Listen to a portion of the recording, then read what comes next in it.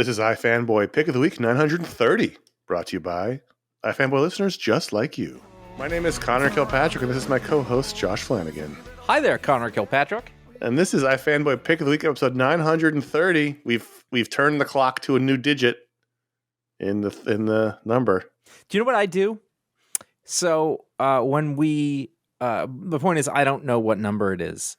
So when I go to the patron list to see sort of, I do a find command to sort of see the one I want, and I'm constantly writing in like 700. So I was like, all right, no, we're on the 30th one. So I was like 730, and I was like, this doesn't seem right. And I'm like, oh, I'm 200 shows. I'm 4 years off. But I do it regularly. Usually it's 7. There was a little while when we were in like the 870s, and I was flipping them. Well, I really do think the pandemic messed with our 4-year time span. That sort of time where we weren't doing anything, we were at home all the, like. I constantly think of things like, oh yeah, that just happened 4 years ago, and I have to go know that it was 8 because I just like removing 4 years from my brain. I was actually, you know how like my iPad will be like, look at these photos, and I'm like, oh, and a lot of stuff from 2018. I was like, that was 6 years ago? Right. Doesn't make any sense. Because that time period didn't make normal sense. Like, I was like, that band I was playing with, we just stopped. No, we stopped 6 years ago. Yep. At which point, I was a lot closer to 40 than 50. Sweet. And I liked being a lot closer to 40 than being close to 50. We're going to stew in that one for a minute and tell you that every week one of us picks the best book they read from their stack of comics, called it the Pick of the Week. We're going to talk about that book. We're going to talk about other books from the week. We're going to talk about the Patron Pick, the listener mail. We're going to have fun. It was another light week. Where's all the comics go? By the way, here's your spoiler warning. Exercise some caution. Josh, you had to pick this week, and I think I ended up with 14 comics this week, which is low. 3, 4, 5, 6, 7, 8, 9, low. 10, 11. I ended up with 11. That's very low. It is, but in a good way. It was a high average week though.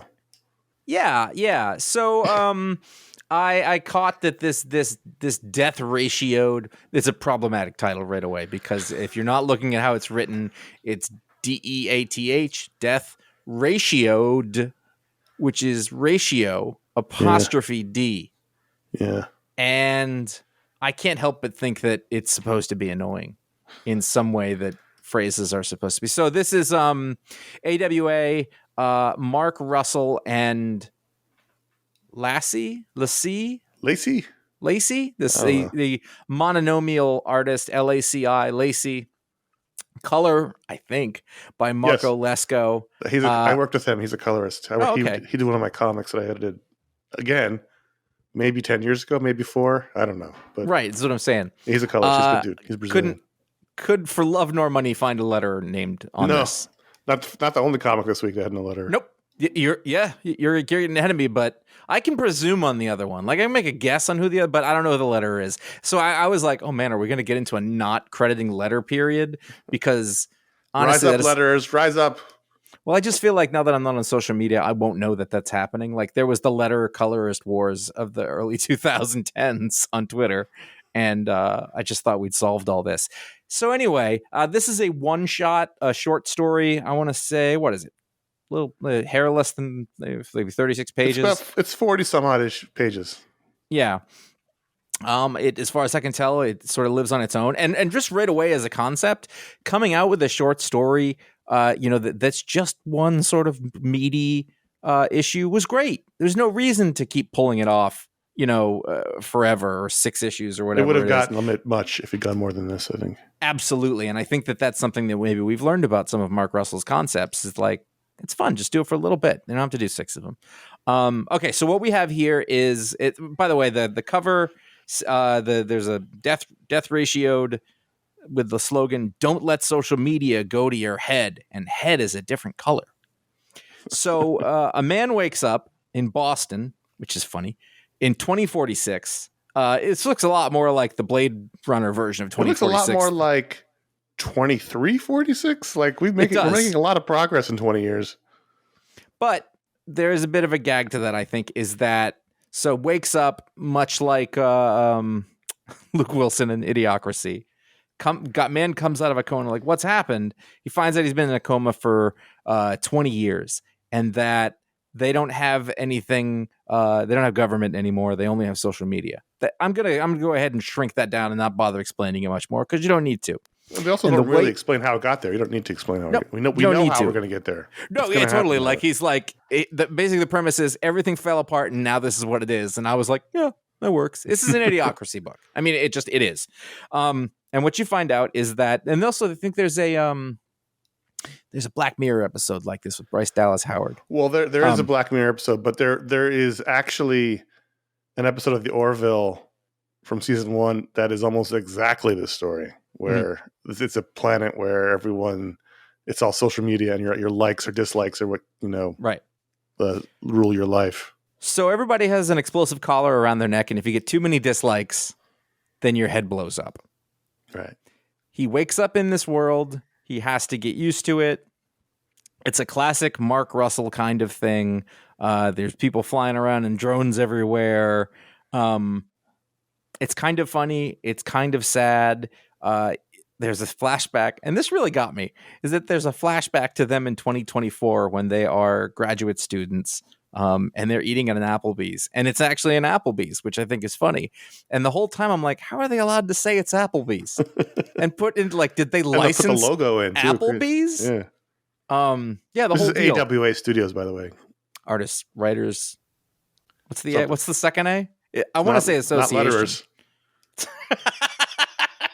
I guess we can see what they don't consider. Let's consider that. Basically, like, as a really fun, much in the same way that I think of Idiocracy, like, wakes up, what's the worst that can happen when you're focusing on the dumbest parts of our society, and the genuine fear that Mark Russell clearly has that this is the kind of world that we are definitely heading towards. There's a lot of short gags. Yes. Like, basically, like, if you can't afford, you have to, what is it? You have to pay for it's clothing. Everybody has digital clothing, so they can make them look whatever they want. But if they can't afford it, then they have to watch ads every once in a while. Right. To have clothes. He has who's the guy who comes into the shower? His social worker, Gene. Yeah. His social worker immediately shows up in the scene, and he takes a photo of the man in the shower. He's like, "What are you doing?" He's like, "I have to take your nudes, of course." In the old days, we used to try and stop people to putting nudes online, but that was impossible. So in the name of equal embarrassment, we now require everyone to post nude photos of themselves, which I was like, that's actually kind of fair. That you get that he's trying to find a clique to be part of. It's basically just a series of sketches. It's really not all that unlike Idiocracy. And I don't mean that in a bad way. It's just, no, it takes several things and throws them in a mix together. Yes. Amongst, and runs them through Mark Russell's fear of the future. Yeah, no, I don't mean to mean that it's taking but it's like whatever our fear of the future was when Idiocracy came out, this is sort of Mark Russell's updated version of that kind of thing. And by the way, things are way worse now than when Idiocracy came out. I don't think even Mike Judge could have. They didn't even predicted. There wasn't a social media component to that movie. It was terrifying enough. And then also what happens then is that, like, an old friend visits, and sort of we see, there's another way. There's a secret underground sort of deal. And it all goes badly. And then there's kind of a happy ending. I don't want to spoil it, because all these things don't really, I don't think that ruins it for you. No, I think it's short, right? It's a short story. So it's not super deep in terms of plot. It's, as you said, it's more of a series of gags about how terrifying and awful this is. And then he gets his light at the end of the tunnel, which is good, because it's so bleak until the end that if it hadn't ended bleakly, I would have been like, ugh. Yeah, I think that was a big part of it, is that, like, the plane was heading towards the ground, right, and then it pulled up in a way that was somewhat miraculous, but I was like, I can take that, because I thought there's no way this dude head doesn't blow up on the last page, or second to last page before we get an epilogue.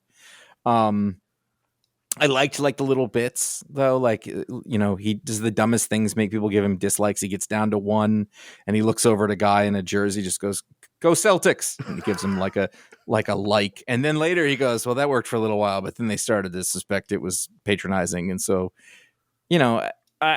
I just enjoyed it. It was like good Mark Russell. I didn't have to buy into a series. Right. I just got to go with it.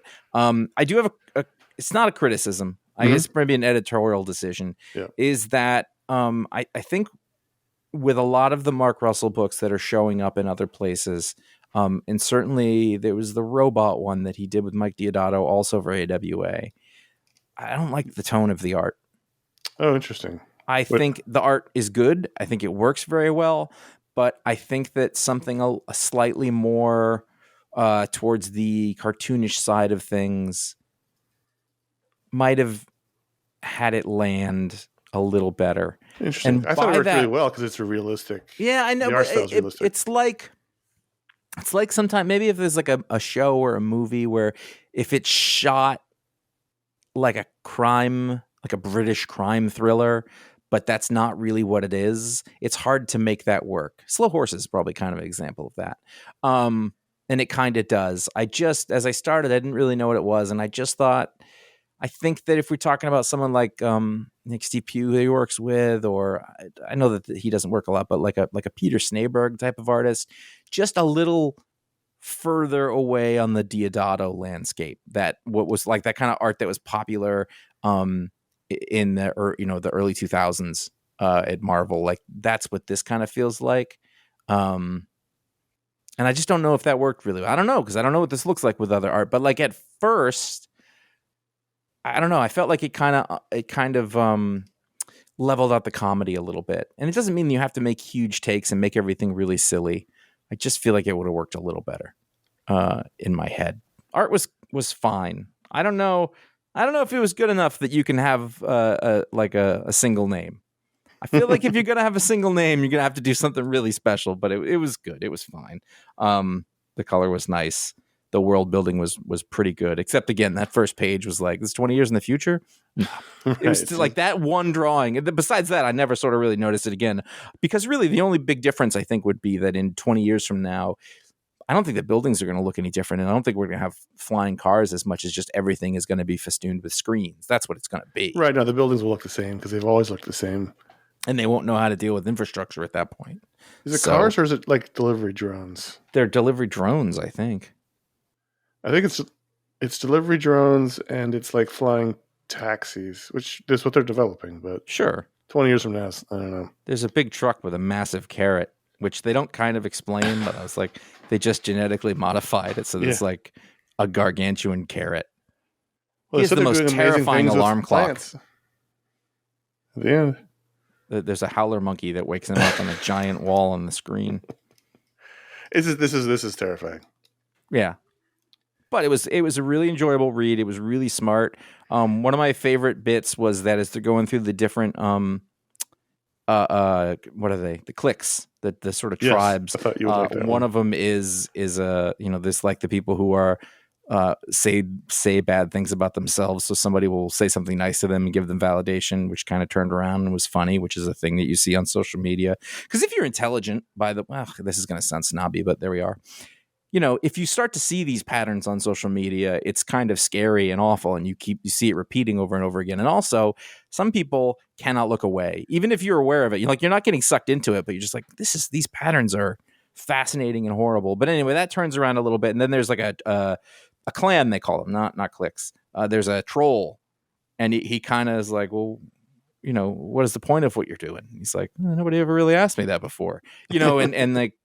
And then what's funny is that later when his friend came back, then the guy said, I'm starting to reevaluate things. So the troll starts to actually see things on his own, and everybody dislikes him for that. When his friend comes back later, I thought that was the troll guy at first. Because I thought which would have been a much more typical storytelling moment, and they didn't do it. And it's well, that was his brother who came back in the jacket. Yeah, no, that was the other guy who was in the Applebee's in the other scene, right? His brother, yeah. That's his brother? Yeah. Huh. I didn't catch that. With a terrible hair. They do have terrible hair. What'd you think of this? It was fun. It was nice. Yeah. I really liked it. Yeah. But I was really happy. I mean, like I said, a lot of great things this week. Really happy that Avengers Twilight stuck the landing for book 6. I agree. Of all, way to go with the traditional 6-issue miniseries. They started it long enough ago that was the norm. Endings are hard, and the other stuff Chip's doing right now, Chip Zdarsky, the writer, has not been great. But this was terrific, and this was unexpected. The way they beat the bad guys. I mean, we kind of saw the sun turning. The sun, of course, had to turn. We kind of hoped he wouldn't because he was kind of really terrible last issue. But his mom reappearing, Janet Van Dyne, turns him, and she got to be a hero. And the moment where she appears and she's giant wasp and she catches the bomb, I went, whoa. Mm. I just thought this worked really well. I thought the ending was happy and nice, and I thought all the things we've been saying about Daniel Acuna to this point holds true for this issue, where it's just amazing. This is going to be such a great trade to give to people when it's all collected. It just was a terrific ending. Really wrapped up a really nice story. I liked it. I struggle a little to. I don't know. Like, it didn't. I read it and I was like, that was good, and I kind of didn't think about it again. So it's probably why it wasn't pick of the week. I remember one of the things that I thought was, James. It's like, that's the kid's name, right? James Stark. Yeah. He. I felt like he got off pretty easy. And then I was trying to think again. It's Kingdom Come. It's the Magog thing. Magog in Kingdom Come turns pretty quickly, and other than he falls to his knees in despair for what he's done, and Clark basically pats him on the shoulder, and that's it. Like, he's back in.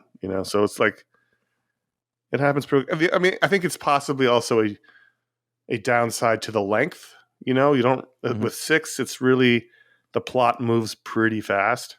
Yeah. Because you have to, because Daniel Acuna could never have done 12 issues, so you don't really get the room to dig in. It's more like things are, plot points are happening quickly, and you just kind of have to roll with it. But I understand what you're saying. I mean, just like week it wouldn't happen.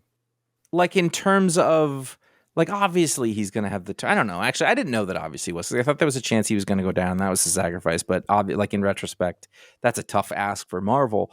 But I think that I kind of stuck on this as I was reading. I was like, he's turning, and he's like, his mom comes back, and I was like, he did a lot of bad stuff. Yes. And that the public completely turned on the hero after barely doing they didn't really do anything wrong other than, they wrecked stuff because they were trying to save people, where this was like actively participating in launching a nuclear war. And I was like, he gets to just build shit. Like, it doesn't seem right. It doesn't seem like justice, I suppose.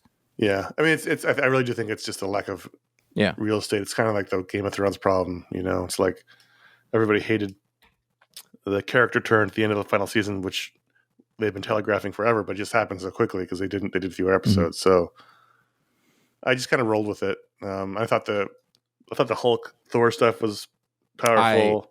The Valhalla bit was excellent. The Valhalla bit was excellent at the end, the coda of the story. I thought, I mean, the coda of the story with Loki, and then the Valhalla bit where Tony and Bruce are there. Like, I thought that was really terrific. Yeah. Like, where's this Chip Zdarsky? Why is he writing Batman? Did they have to go out and do the fighting all day and then come back and drink too? Because I feel like they're not going to want to, like, Banner's definitely not going to want to do that. No, maybe you can just hang in the call. Maybe you don't have to go fight. Also, can you have alcohol in the afterlife? Does it matter at that point? I think Tony can drink. What's it gonna harm? What's it gonna do? Nobody can get hurt. You gotta fuck up his life. He's in Valhalla. I know I'm not a warrior, because Valhalla I'd be like, oh, it's too loud in here. We got to go out and fight all the time. Like, I'm not really into partying. You'd be the guy in the back of the fight, just sort of half-heartedly swinging your sword around. Oh, right? Like that one extra in Braveheart. Oh boy. Batman, Dark Age, Book 3, the third chapter in the, again, Mark Russell, Michael Allred story, alternate, Elseworld story. This is the third Mark Russell thing I read this week. He also had a story in the Batman Brave and the Bold anthology about Booster Gold accidentally saving the dinosaurs from extinction. I like this a lot. I like the Justice League stuff. The only thing I kind of roll my eyes at, and I do really love the opening closing where old Bruce is being helped by Dick Grayson and Barbara Gordon's daughter, who's a doctor. there's a side of comics that spends a lot of time on social media and then makes comics about them, and they're of a particular political bent who spent a lot of time talking about how Batman could do much better if he just spent his money on social issues instead of beating up criminals. And that kind of thing is seeping its way into here. And that's not what I want from my superhero comics. You know what I mean? Mm-hmm. I do. So, like, one point he's like, well, maybe we should just talk it out. And it's like, well, that's not why I'm reading this. That's not why I'm reading it. In real life, yes, but I'm not watching Die Hard so John McClane and Hans Gruber can talk it out. That's not why we're here. So yeah, I think there's a little bit of that in here that kind of rolled my eyes about. But other than that, I love the pariah stuff. I love those pages where they're in the boardroom and the guys are trying to have a real meeting, and he's just talking about how they're all gonna die screaming. Like, I think out of that terrific. Though, I would like just a little bit more, because we really only saw like a little bit of him doing the right thing. Because now every time we see him, he's just a weirdo. I mean, like, how long are they? Like, just show him being competent, or like, well, he gave them the plan. They're just following the plan. I know. Yeah, I get it. He gave him that giant book. That's right. He's already done his job.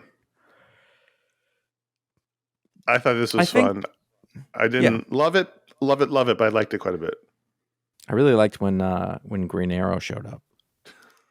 I just liked the uniform. Yeah. I like that he was kind of fed up with them just wanting to have meetings all the time. Right. Like, that was cool. Like, I was looking for knights, I found bishops, which was a great line. And the Gordon stuff was good. I think there's a lot of good stuff in here still. There definitely is. And I got to say, I'm really enjoying the all red. I don't know what it is about this. I don't always love all red, and it's not like my favorite style, but it works really well here because it places you out of time a little bit. Right. Lets you have that sort of feeling of other. And which is what this is. Absolutely. And everyone's a little weird, which is what the book is anyway. Yeah. So the Bruce's origin is slightly different in this book, and so here we also get different origin of Dick Grayson, who is a kid who has been brought into the False Face Society, and at the end of the story is knocked unconscious, and they're like, "It's just a kid," so Bruce is going to take him home. So that's why which is a Dick risk. Here. It's a risk. It's an even bigger risk than the Jason Todd situation. Was it this? Yeah, it was this. It was this issue where he came home and they'd been evicted, and so I don't know where the parents went, but anyway, I mean, I'm liking it quite a bit. I'm not down on it. It's just I just kind of rolled my eyes a little bit. It's like we should just be talking this out. It's like, okay, yeah, he's trying to figure things out. He's young. He's Mark trying Russell? To do both things. No, I know. I mean, Batman, the character. It's also a different version of it. Like, he's still out there beating people up. They shot people with arrows. It's all good. He doesn't kill. Everything's fine. There have been a lot of I know you're going on to the thing. There have been a lot of alternate Batman stories happening lately. Yep. Like at the same time, and I am absolutely getting them mixed up. So I start to say something about this, and I was like, "Wait, was that the other one by Dan Jurgens, or is that this one?" You need a chart on your wall above the computer that delineates all the Batmans. Or maybe I just need to read a little less Batman. DC, maybe you need to vary up the publishing schedule. They should talk to the readers. They're the ones buying them. Mm-hmm. They're only publishing what people are buying. So I'm gonna assume. Did you read Grommets #1? Yes, I did. Okay. How relatable did you find it? Not at all. However, okay. When I realized what was happening, I think I started laughing. And I was like, oh, Rick. Because, we've been saying for years that every Rick Remender comic is him working through his life, his autobiography, sometimes closer to the surface than others. Deadly Class was, he didn't go to a school for assassins, but it was set in San Francisco when he was living there. And this stuff about fatherhood and black science is his fears as a father. And the other things, it's often more opaque. Yeah. Here, the main character's name is Rick, and it's from the story of his life when he moved to, or was it Arizona or Sacramento? Sacramento. From San Francisco. and he's hanging out with a guy named Brian, who is co-writer Brian Posehn, who's in he's in a Judas Priest shirt. His second book he's writing with weed. Yeah. So he's had a relationship with Brian Posehn for a long time. They've Brian done Posehn's been comics around for years. Brian Posehn is legit in the industry, but right. They decided to write a book. What if we were friends when we were 13? And that's what they've done. And I just started laughing. Yes. I mean, at one point they called him Rick, and I was like, oh, okay. I know. I went, what? This is what it's going to be. My name is Brian, and I went, oh, Rick is a couple years older than me. But the experience and the enjoyment of this culture, this sort of mid-'80s skate culture. It's about some kids who were into skateboarding. They're grommets. Yeah, and how that was a you didn't fit in when you did that, like, because the cliques and everything were different back then, but this was my scene, except for I lived in Maine, so it wasn't like we had a lot of options, for the other skater kids or whatever. Like this guy. It's true, so that makes me relate. When you want to find friends who skate, and it's all about which board you have, and just finding somebody who you can relate to in a world of people who you can't. And then I really also liked the bit where, like, he saw some other skaters at one point, and because it's one thing that can happen is that subcultures, especially skaters, will romanticize, like everyone's accepting or whatever. And it's like, no, the first skaters you run into are assholes. And I was like, yes, that's true. Going to the skate park is intimidating. We didn't have skate parks. Like, that's one of the big differences between the West Coast and the East Coast, is like we just had to skate anywhere you could, but. It was very simple. I was like, oh, they're doing. It's like speculated real life fiction. I mean, like it's like speculative historical fiction in a way, but it's also so straight out of. It's clear. There's no allegory. There's no.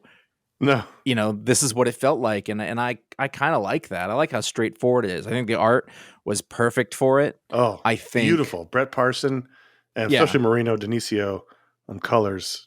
This is a gorgeous book. I mean, it's very cartoony, but on the edge really of being really cartoony. But it was really good. There's a lot of source material for this kind of stuff. There's a lot of skate videos from back then. There's a lot of documentaries, but like it looks right. And it looks cool. There's a crash that happens here on a skateboard. I love that bit so much. The history of the rock that he crashes on was terrific. That was an amazing 2 pages leading up to the it's basically you stick these 2 pages. Yeah. Well, you're right. So, I mean, just a wonderful sequence of like, what if you weren't worried about page count and you just wanted to make art, and. I think that was fantastic, but also anybody who has ever skateboarded any fair amount will understand that the worst possible thing in the world is a perfectly placed small rock. That will take you down worse than anything else. It's happened to all of us, and I felt it. And there is so after that amazing. I thought the worst thing would be wiping out like that in front of the 3 cute skater girls. No, well, I mean, but it's so a couple of things happen. One, you don't expect the rock because you don't ever see it; it's too small. But you would be shocked at how quickly, and the sound, like it says "scree." That's not exactly the right sound. It's more of a. I don't know how to do it. There's a sound that I can hear in my nightmares. And then what I really like is so all that stuff happens, and he's flying, and then actually they slow down the panels as he flies through the air. Yeah. He falls. You see his feet, which is excellent. That's what it looks like. The skateboard goes up a little bit. He flies through the air. Third panel, he's looking off to the side because when you are falling like that, and you can see he's not only just falling, he still has forward momentum. So he's falling forward, and he has time to make a face and realize, oh, this is going to be terrible. And then there's the little gag of the one girl sort of doing the half wave at him. Like that was. Very funny. This is my favorite looking book of the week. Yeah, I mean, it really captured a moment that I very much sort of related to, which is not unusual. Rick Remender and I have similar tastes, and like I said, this is a few years. Like I would have been like 7 here, so it wouldn't have been this. But and Brian Posehn said this is based on something that happened to him, the crash. I'm sure. I enjoyed that at the end. He put his his braces through his mouth. Which, ugh. And then the question is, how did I look? How did it look? I'm excited for this. I'm psyched. It wasn't the greatest thing, but I really enjoyed it. Like, it wasn't I like loved you're it. breaking. I just thought it was such a great slice of life story. You know, it's a Remender book that doesn't have a genre bent to it, which is great because normally that's what he does, and that's fine. He's good at it. But this is totally straight up just these skater kids for 7 issues. There's no magic rock. There's no assassins. There's no superheroes. There's no sci-fi element. It's just these kids, and I'm just excited to read that because I don't think I've ever read a non-genre Rick book. His dad in this is a fascinating character. Like we'd seen sort of part of him in Black Science or whatever. That's a sort of different perspective on it. But in this, is like, oh, he's kind of a cool dad, but probably awful at it also. And that was the 80s. Yep. Yeah, it really was. He got drinking a beer while driving his kids to the skate park. But no, it was driving him to school. Right. That was the first thing. Is that I think Rick got snack cakes and his dad got a beer, and that's breakfast on the way. Beer. Well, you didn't really know that at first. Like, oh, go to Frank's Liquors drive-through, and then it's like, oh, he's dropping off at school at 7 a.m. He's driving around in his Corvette. It's a problem. It's a good time. It's a problem. It's a good time. I really like this book a lot. It's one of my favorites. I'm glad. I really like that. That's good. Let's talk quickly about how you can help iFanboy. So we are a fan-driven show. We have been around for 20 some odd years, and we've been getting by through the support and the loving embrace of our listeners. That's how the economy works. We are an indie podcast. We don't belong to a network. We don't have a corporate sponsor. We are not owned and operated by a bigger media company. We are just Josh and I and Ron and doing it ourselves. So how do you support us? Patreon.com/iFanboy is the most direct way to do so. You can become a patron today to help unlock shows for everybody to listen to. They're in a great community on Discord and Facebook. There's a monthly patron hangout. We just did that last week, and it was a lot of fun. And it's great. We thank you all for being patrons. We thank everyone who even considers to be a patron. You can be one for even as little as $1 a month. And if every listener was a $1 a month patron, we'd be just fine. But we understand not everybody can be or will be, and that's totally fine too. If you sign up for a yearly membership, you get 10% off. You get tier exclusive merchandise, meaning the tier you sign up for after 3 months, you get merchandise exclusive to that tier. No one else can get it. We can't even get it. There's awesome ass t-shirts we can't even get ourselves. You get those for being patrons. And at the $5 or higher level, you get a patron power, you get access to this Discord server. And the $10 or higher level, you get access to an ad-free feed of the show. Why would you want to skip our awesome ad reads? I don't know, but you can do it if that's what you want. Find out more details at patreon.com/iFanboy. Also, iFanboy.threadless.com is our merch store with 13 designs. We should make a design of Josh on his skateboard. That's what we should do. Not pretty. And you can find all those there. Great. Actually, just bought 2 new shirts. I wore one of them on the Hangout last time. I got a new Electro shirt. I mean, it could be Electro, could not be. So can you only get that in green? No. But it is the best color for it. Yeah, I don't know why you'd get something else. But then I was like, wait, do we make it? No, you should be able to get in any color. No, but it wouldn't make sense if it's not in green. If you're the lunatic who bought if one is Electro shirt in a different color than green and yellow, let us know. And I'm curious what your reasoning is. I mean, it could look good, but the meaning is lost. Right. I mean, then again, if one is Electro, then blue could be a 10. I mean, I don't know what that means, but I don't know what one Electro means either. So I think that works. Yeah, iFanboy.com/support is our PayPal tip jar. So if you just want to throw a couple bucks in the tip jar and not become a member or buy a t-shirt, that's totally fine. If you're an eccentric billionaire and you want to throw, $600,000 in the tip jar, we'll accept that as well. iFanboy.com/Amazon is our general shopping link. If you're doing any Amazon shopping, you can go there. It takes a little bit out of Amazon's pocket, not yours. And you can also find links to our Booksplode books. And bookshop.org is our partner to help out local bookstores. You'll find those links on our Booksplode shows.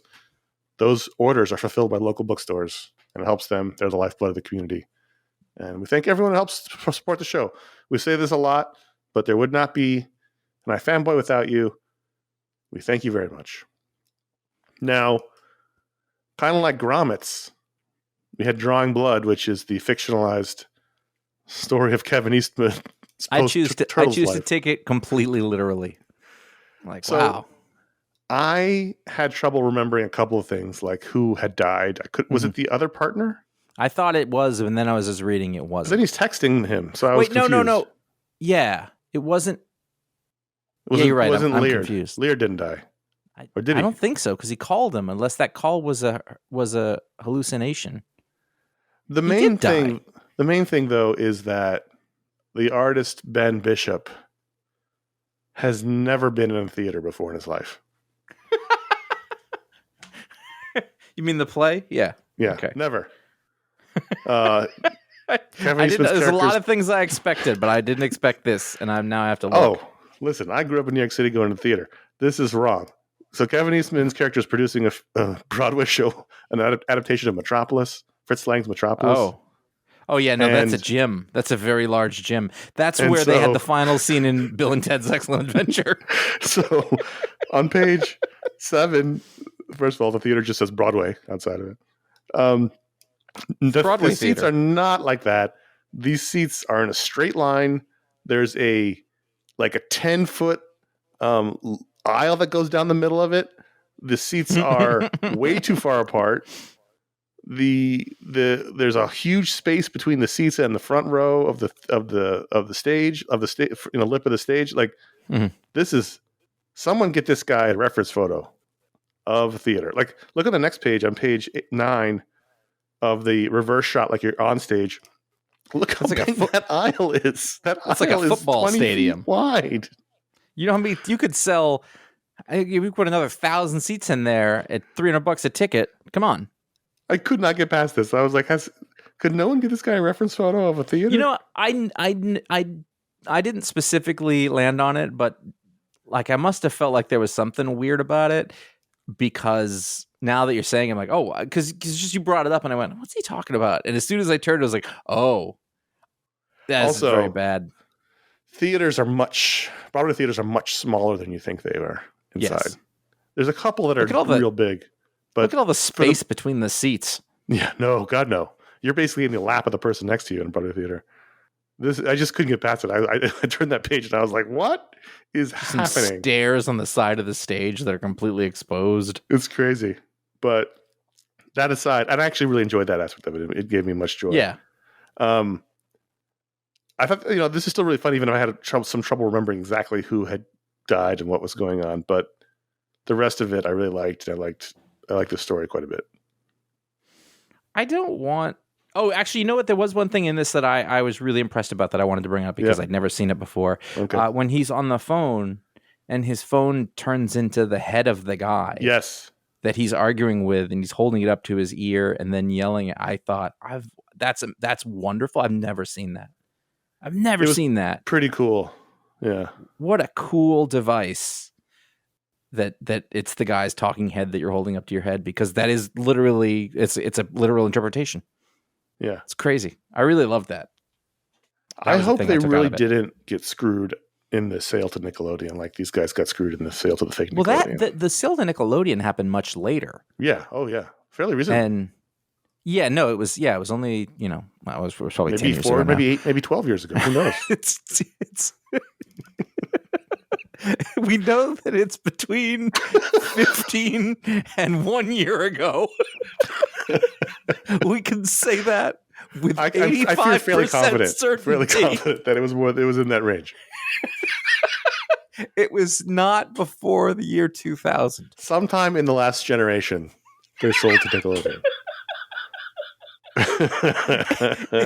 Somewhere after or in the middle of the Clinton administration. It didn't happen before that. Pretty sure it's post Clinton.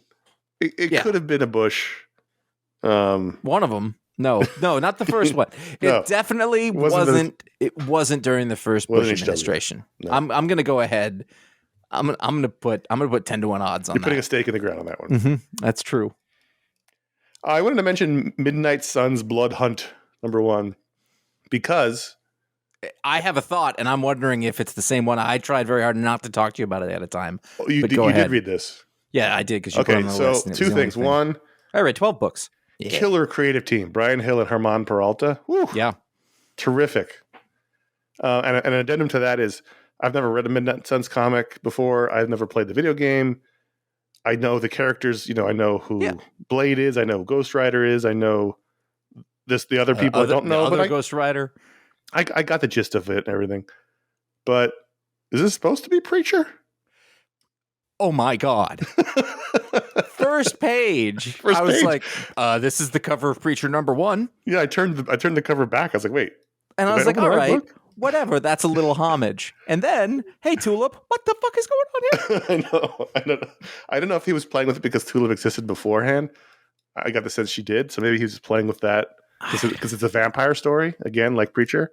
Mm-hmm. So I didn't know if that he just took the opportunity to play with the imagery, but I was like, is this okay? I don't know. It led me to wonder, like, is this on purpose or is it just like subconscious leakage? Like, didn't know you were doing it. Oh no, it's got to be on purpose. The front, that first page is the cover for Preacher. 100%. Yeah, no, and I'm not even a Ghost Rider guy, but I got kind of psyched when they showed up. I was like, oh, Ghost Rider. Well, no, that was cool, but I was also, and I like that, like, there was the, not science, but there was, the method behind the ghost and the thing, the penance stare and how it worked. And I was like, okay, that's all enjoyable. But I was like, what happened to the guy with the car? Well, these are the classic Ghost Riders. This is Danny Ketch and Johnny Blaze. I know, but isn't there only one Ghost Rider, though, at any given time? I don't know. I prefer the classics, so. I know you do, but I just want to know what happened to the guy with the car. He was a major character in the Avengers book. Is he? I don't know. I'm sure there's more than one.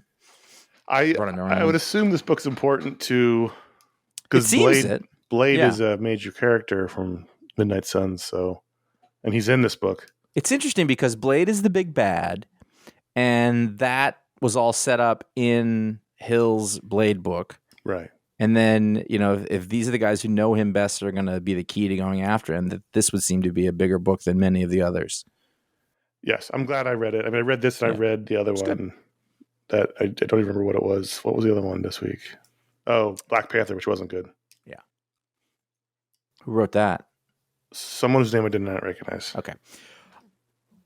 Pine and Merrimac #5, the final issue of this mini-series from Kyle Starks and Fran Galon. I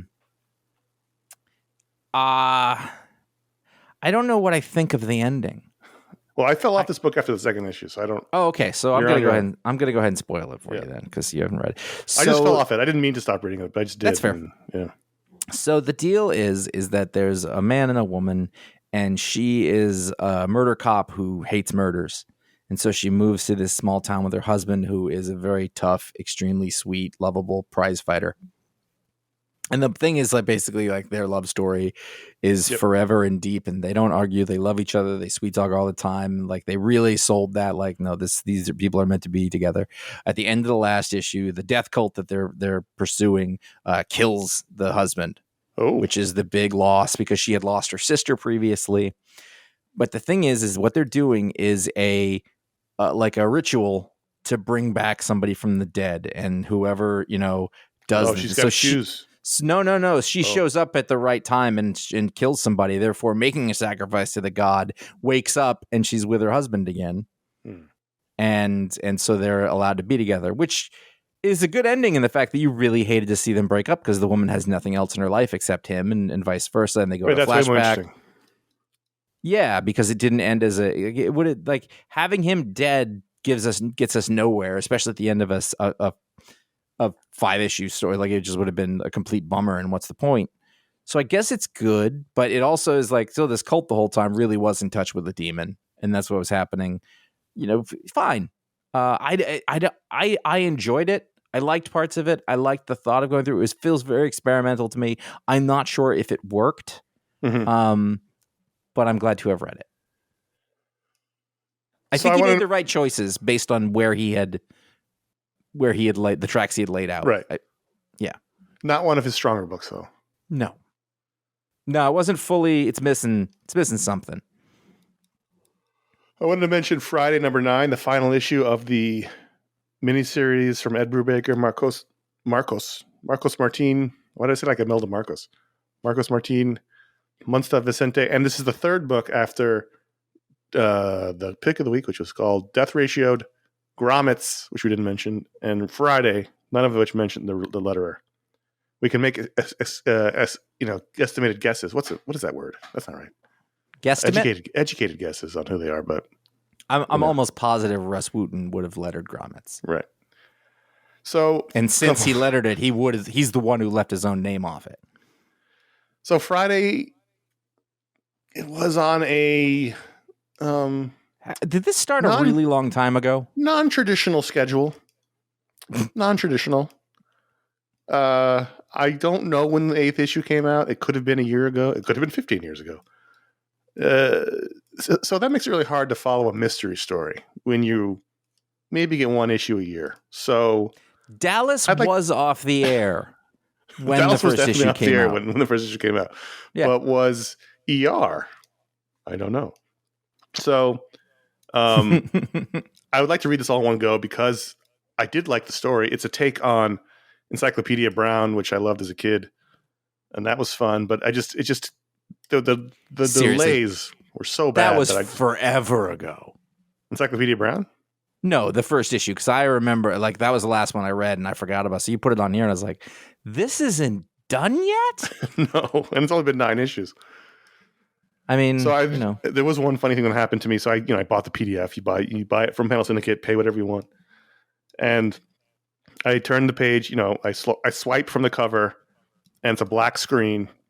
And since I'm used to my iPad being really slow and shitty, I sat and I sat and I sat, and then I realized it was just a black page, and I swiped again, and there was a bird. But I literally sat there for like a full minute waiting for it to load, and I went, "Oh, you fucking moron! This is a black page." The story was good, I think, because whatever. But it looked great. I'm just looking forward to reading it. I just wanted to mention because I do like that they keep doing this. Ed Brubaker seems to be the only one in comics who figured out a way to do exactly what he wants to do and make reportedly a good living doing it. So good for him. Good for him still doing these. I wish they came out more often. I'm sure it's not Brubaker's fault. He's either paying Martine a whole lot of money or he had to get a second job over that time because that is a long time for 9 issues. Yeah, who knows? But on a pay what you want situation. Yeah.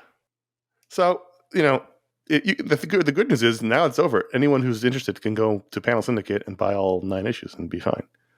But I would like to sit down and read them all because it was a long time ago. Were you able to? Yeah, you were able to sort of appreciate it. I vaguely followed it. I was like, "Oh, right, that happened. Oh, yeah, okay. I think I remember that." Like it was just more like that kind of thing. And I remember the characters because once I remembered, "Oh, right, this is Encyclopedia Brown." You got to have a sense of the archetype characters, but I'm sure it would have been more satisfying had I just read issue 8, a month ago. I'm sure Ed Brubaker thought that. He's like, when he finished the script, right. In 2004. So there you go. Those are the comics we wanted to talk about. But at patreon.com/iFanboy, every patron gets a vote to add a book to the rundown. It's another patron perk. And this week, by a super wide margin, the winner was William of Newbury from Dark Horse Comics. Written, drawn, and lettered by Michael Avon Oeming. So he's doing it. He's pulling a Dave Sim, let's get one of those other Terry guys. Moore, Alex Robinson. I know he Robinson, and doing his own sort of fantasy animal book in the vein of Mouse Guard. And what did you think? I know that Avon's Oeming. I don't know why I said Avon. He's done a lot of creator-owned series over the years. Yes, and because I have such good feelings with when I originally saw his work in Powers forever and ever ago, I always see his name and it gives me a little excitement. But the fact is, I haven't really ever liked many of them. I like what he's doing over in the Blue Book, but that's not really his thing. His work over in Blue Book does it look like this? I mean, I know there's not animals in that book or talking animals. No, I mean, I actually don't think it's far off. It's just this is Blue Book is the one shade. It's monochromatic. I just find it interesting. He's definitely someone whose art, when it switched to digital, became really thin line wise. The lines are really thin where they used to be. They were super chunky on Powers. I loved that look, and here And this happened to a lot of guys who drew in pencil really chunkily, but for whatever reason digitally draw thin. And it's interesting. I would never probably pick this out as oming. There's bits of it though that actually look a lot like, I said, there's a lot of Mignola influence here that I wouldn't normally associate with him. I could see that for sure. The yellow he's done flash. Other books like this that are anthropomorphic animals in a historical context. And so like what we have here is... This is based on true history, I think. Not the monsters part, but the... Right, not the exorcism demon part. Yeah. But 12th century England, during the Civil War, is he a monk? Is he a priest? Something. I think he's a monk. He's a monk. There's a raccoon who's a monk, and he's basically like an exorcist. And he's a traveling exorcist. He's a traveling exorcist, but the I guess his brother runs the monastery. And but he's a monk. He's a raccoon. His brother's a rabbit. These are Stan Sakai rules, I think. But the fact that they're I thought he was calling him a brother because they were monks, but then he says our parents. And I was like, wait, what? Yeah, no, I did the same thing there. I didn't. So a lot of it that I liked, I was like, okay, 12th century England. It's not really about the animals. That's just what you use to sort of get did a information. Raccoon bang a rabbit? Is that what happened? Listen, it's and best they had to a move rabbit along. and a raccoon kid. Listen, Point you get drunk, you have too much mead, the rabbit starts looking good to you. There's things I liked about it, but ultimately I didn't find it grab me very much. Yeah, I had a more pithy response, but then I was like, you know what? I really respect and love Michael Avon Oeming. He's been such an important person in my comic book reading life that I decided not to be pithy and about it. But I also this get the didn't sense, really do anything for me on almost any level. I also get the sense that like this guy is doing these stories that he wants to do, and he's found a way to make a career doing it forever. He did some other book about where it was about mice or something. He did it for a long time. Oh, we read some of that one. That mouse one, which was basically Mouse Guard, but called something else. So... Forgot about that one.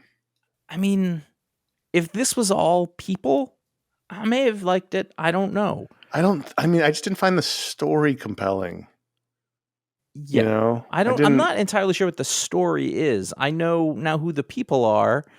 I don't know what the point is. There wasn't a hook so if you didn't really enjoy hanging out with the people and the sort of setting, there's not really a pull you back for next time. I liked that he was accosted by thieves and then he sort of talked his way into convincing one of the thieves to like be his protector and go along with him. His sidekick, really, yeah. But I almost couldn't tell, like, I don't know, like if it was there was any kind of double cross going on, or it just wasn't quite fully baked.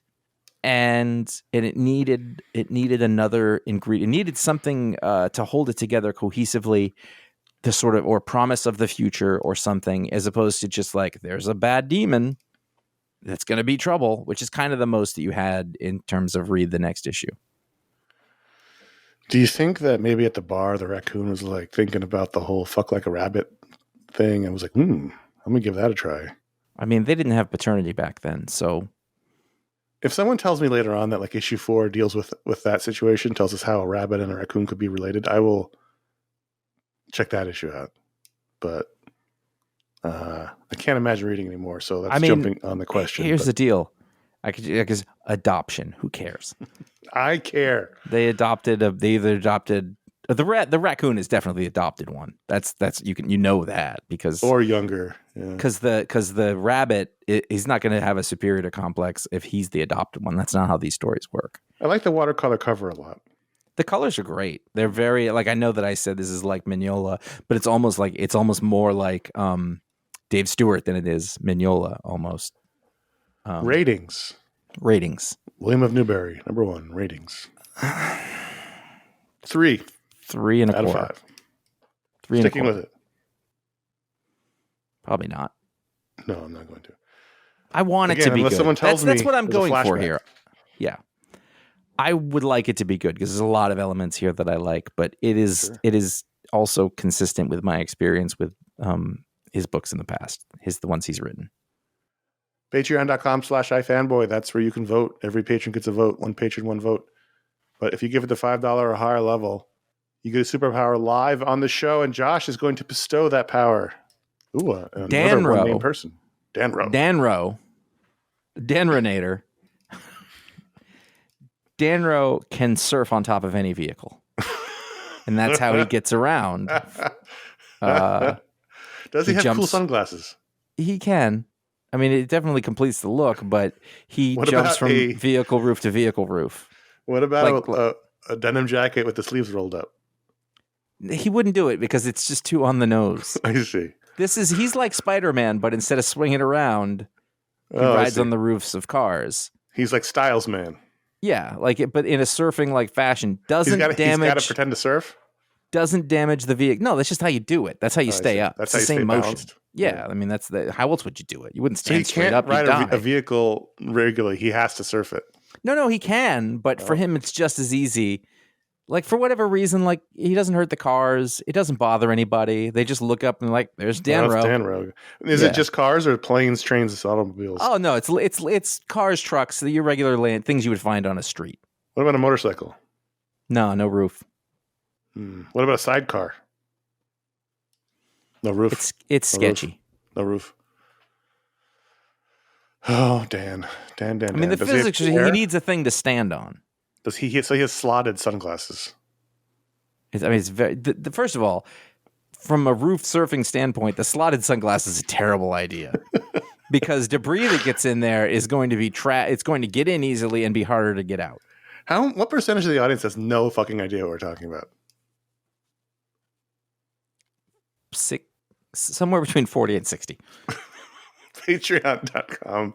That sounds like a fair number for every episode. Yeah. Patreon.com/iFanboy. It's how you can get a power like Danro, and you can surf on top of a van playing the Beach Boys. Let's do at least one audience question. Morgan writes and says, are you guys anti-shorts in general or just anti-shorts when on camera? Also, is Ron's pronunciation of pew as poo a bit, or is that real? I've been thinking about these questions since last Tuesday at 3:58 p.m. The second question relates to our Media Explode show, but we can answer that here. He can't pronounce words. No, that's not a bit. Sadly, that's real. He doesn't. He's from Long Island. It's not his fault. Yeah. He grew up on Long Island, and then nobody can pronounce words there properly. Ask him to say drawer sometime. And there's not like the thought that he might be wrong. Or core. I actually noticed that he does a thing, and I've heard this from I heard George Costanza say it like this. He says forward differently than I do. He says forward. Forward. You say that? No, that's not looking. No, I say forward. Right. He says forward, draw. My wife says drawer like that. Drives me crazy. It's the Long Island in him. You can't help it.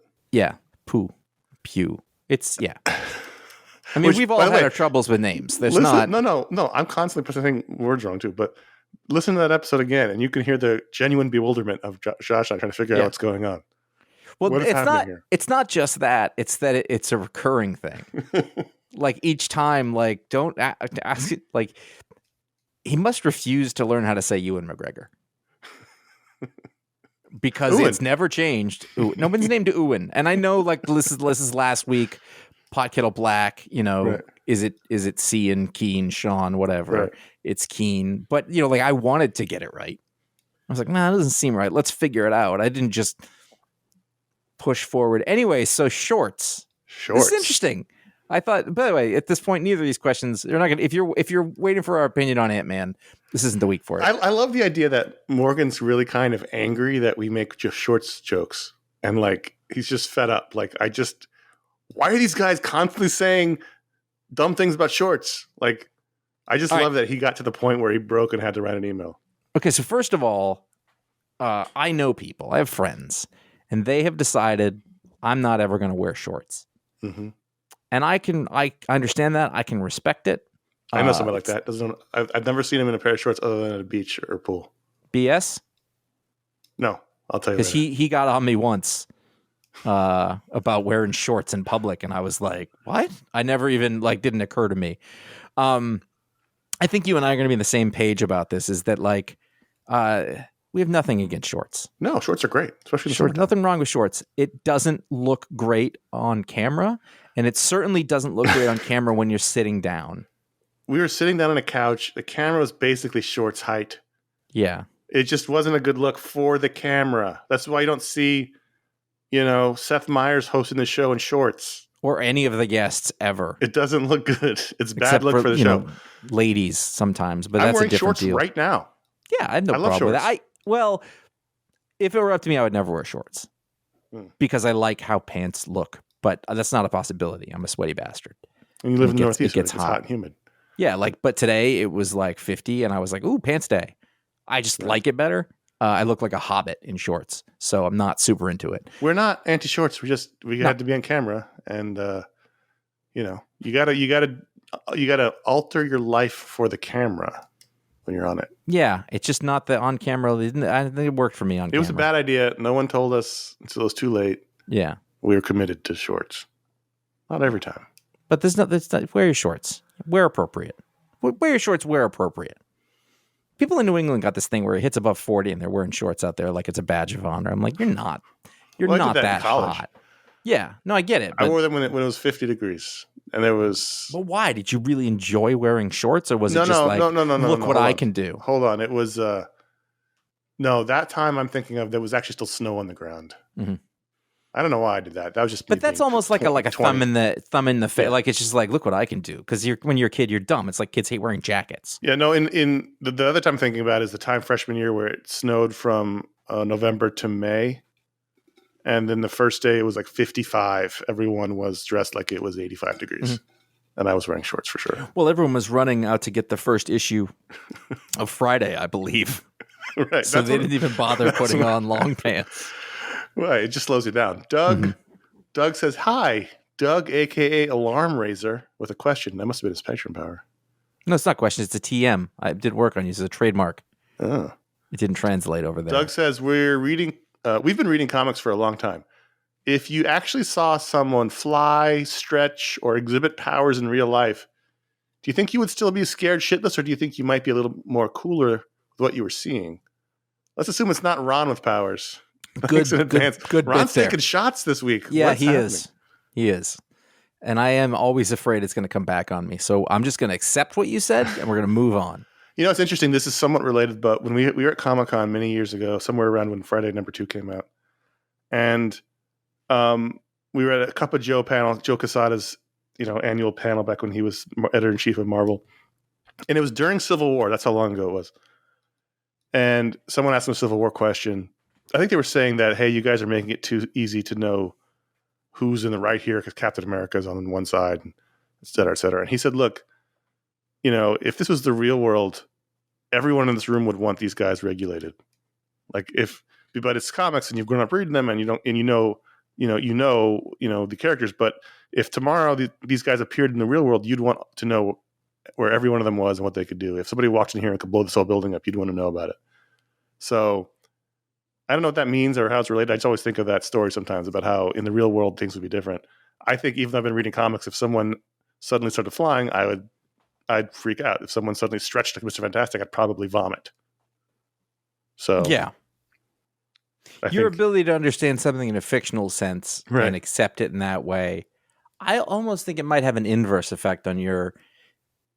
Because you can be rooted very I don't think we enjoy this stuff because we want it to be real, but rather very rooted in the real world. So then in this other one is where you can enjoy that. So if it crossed over and the rules changed, I would freak the fuck out. Right. Maybe even more so because we're going, well, we've seen what happens. Then you're like, whoa, all bets are off. The horses are out of the barn. Yeah, it's possible also that we would get over it quicker, but I think that's definitely true. I think if, someone you know and love turned into the thing in front of you, you'd still have a little bit of a reaction to it.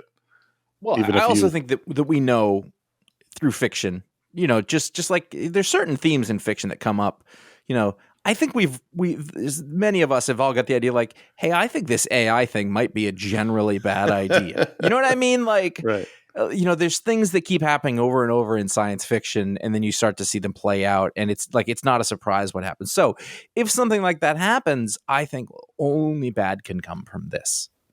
If Superman shows up, it seems like that's good at first. No, you don't even have to be scared of him. Oh, yeah, no, that's the like Superman, you can have the fictional idea of a person who has all the power of being a genuinely good person.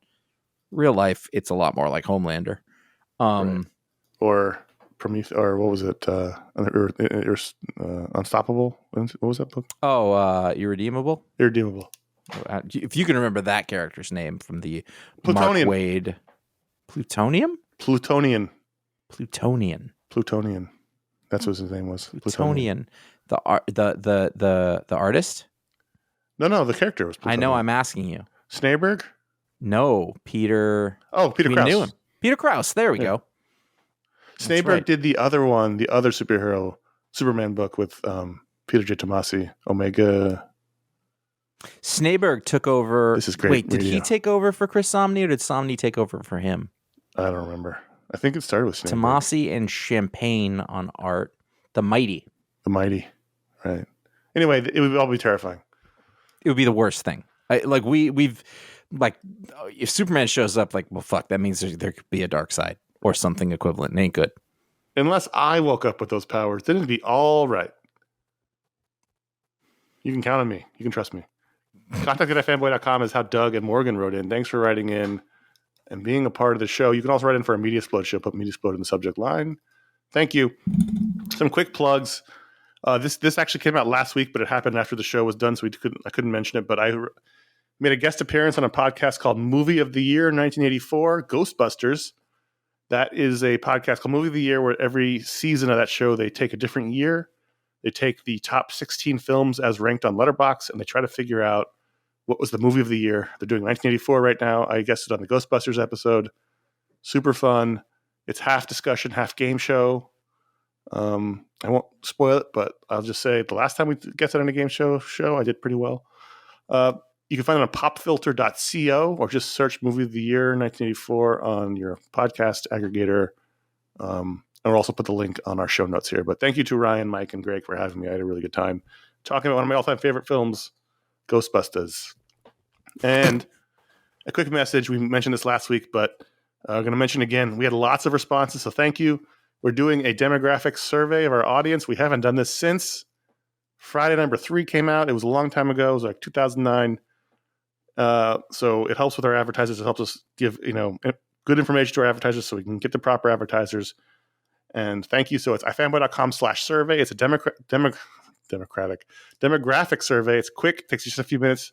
You fill out some anonymous information about who you are, where you live, all that kind of fun stuff. And that way we can tell our advertisers. In numbers. Exactly. Measurements. How many white men listen to the show?